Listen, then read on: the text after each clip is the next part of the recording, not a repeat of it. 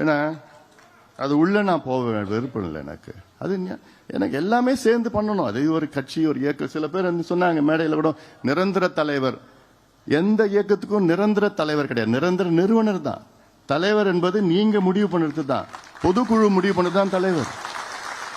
நீங்க யாரு முடிவு பண்றீங்களோ அவங்க தான் தலைவர்.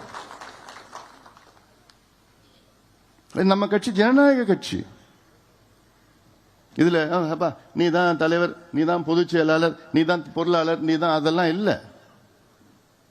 நம்ம கட்சி டெமோக்ராட்டிக் பார்ட்டி. பொதுக்குழு நீங்க தான் நம்ம கட்சியினுடைய பலம். நீங்க தான், you are the most powerful people இந்த பார்ட்டி. பொதுக்குழு நீங்க முடிவு பண்ணாதான்.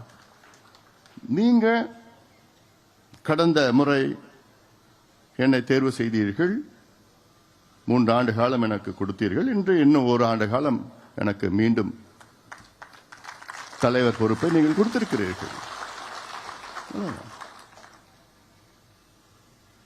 அதனால இதெல்லாம் ஏன்னா எனக்கு என்னன்னா, எனக்கு எவ்வளோ ஒரு பக்கம் எனக்கு கஷ்டம், வருத்தம், தூக்கம் இல்லை, என் கண்ணெல்லாம் பார்த்தாலே தெரியுது.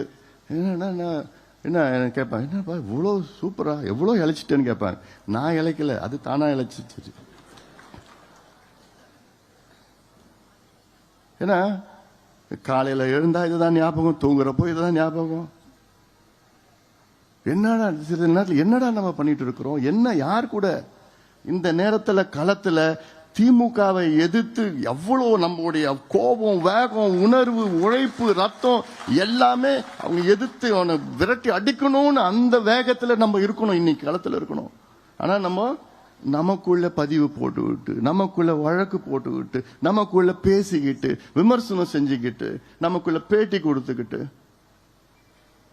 இதெல்லாம் என்னால தாங்கிக்க முடியல. நான் கனவுல கூட இப்படி நடக்குமா நான் நினைக்கவே இல்லை. இதெல்லாம்